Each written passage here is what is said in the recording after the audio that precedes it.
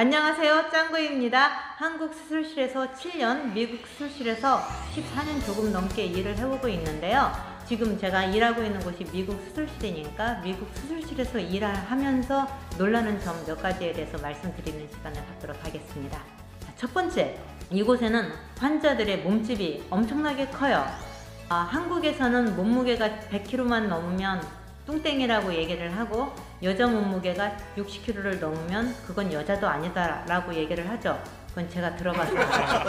그런데 이곳에서 100kg는요 세고 셌어요. 제가 하루에 3개에서 4개 정도의 수술을 보통 하는데 그 중에 한 2명 정도는 80kg에서 100kg대이지 않을까 싶네요. 그 정도로 몸집이 점점 커지고 있고요. 제가 담당한 가장 컸던 환자분은 206.8kg.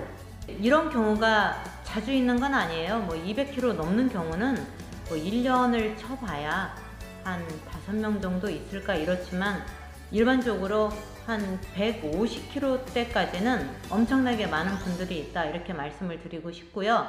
이런 분들이 오시면 일을 하는 저희 입장에서는 굉장히 힘들어요. 최소 2배 정도는 힘들다라고 봐야지 돼요. 그리고 이제 환자분들의 몸집이 점점 커지기 때문에 일을 하면서 부상당하는 직원들도 참 많아요. 저희 직장 동료들 중에 허리가 다치는 경우, 허리를 다치는 경우, 그리고 어깨를 다치는 경우가 참 많습니다. 두 번째로요, 이곳에는 털부자들이 참 많아요. 몸에 털이 많은 사람들이 참 많아요.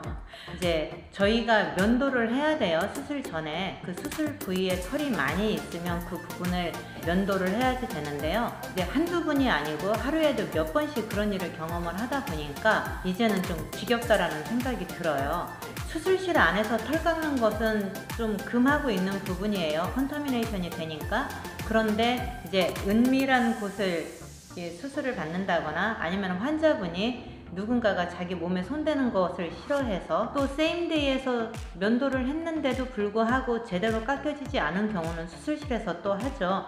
털을 자주 깎아야 되기 때문에 방마다 전기 면도기가 비치되어 있고, 또 클리퍼 스테이션이라고 해서 그 전기 면도기를 따로 보관해 두는 장소가 2군데나 또 있네요.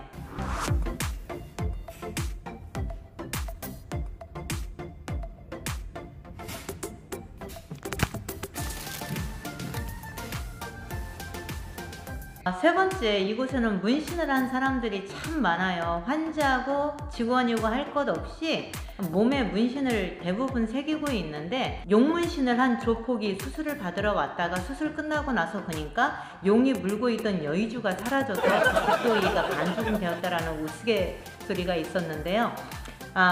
참 문신을 한 사람들이 너무 많아요. 그래서 오히려 문신 안 한 사람을 보면 정말 안 했나 싶을 정도로 찾아보기가 힘들 정도예요. 저 사람은 안 했겠지 라고 생각을 했는데도 탈의실에서 보면 허벅지에 이잉어 한 마리 팔딱거리고 있고, 저 등짝에 장민홍클 우거져 있고, 이런 사람들이 참 많아요.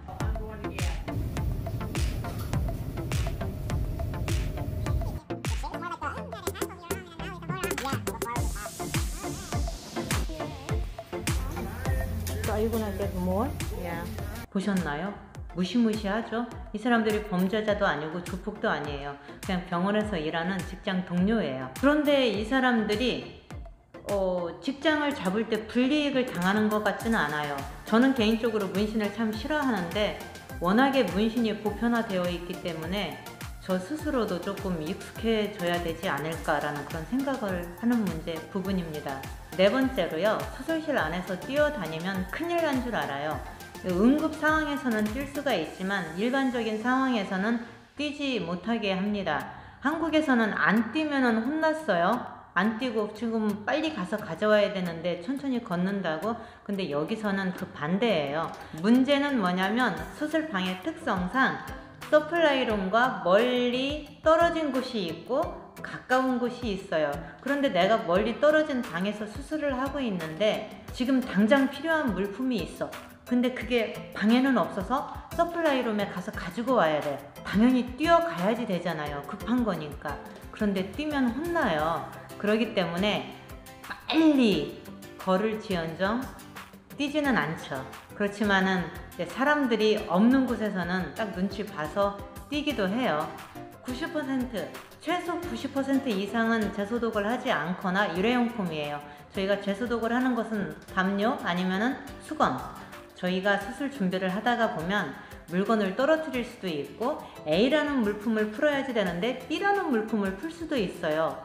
전혀 필요 없는 물건을 푼 거죠. 그러면 이 물건들이 아무리 고가라 하더라도 그냥 쓰레기통으로 직통을 합니다. 이게 환자를 생각을 한다면 안전상 이게 맞죠. 그렇지만 환경 문제를 생각하자면 좀 안타까운 부분이에요. 이제 마지막인데요. 수술실 바닥을 맨발로 다니는 의사들이 있어요. 수술실 하면 가장 우선적으로 생각이 나는 게 피, 추운 곳 그런 거잖아요. 수술실 바닥을 아무리 깨끗하게 청소를 해도 수술실 바닥은 수술실 바닥이란 말이에요. 그런데 그곳에 수술을 하러 와서 신발을 한쪽으로 벗어놓고 수술을 하는 의사들이 있고요. 또 이쪽에서 일을 하다가 저쪽으로 가서 일을 한단 말이죠. 정말 이해를 할 수 없는 그런 일들이 벌어집니다. 자, 오늘은 미국 수술실에서 일을 하면서 제가 놀란 점에 대해서 말씀을 드렸어요. 다음 시간에 더 재밌는 내용으로 다시 찾아뵙겠습니다. 안녕히 계세요. 짱구였습니다.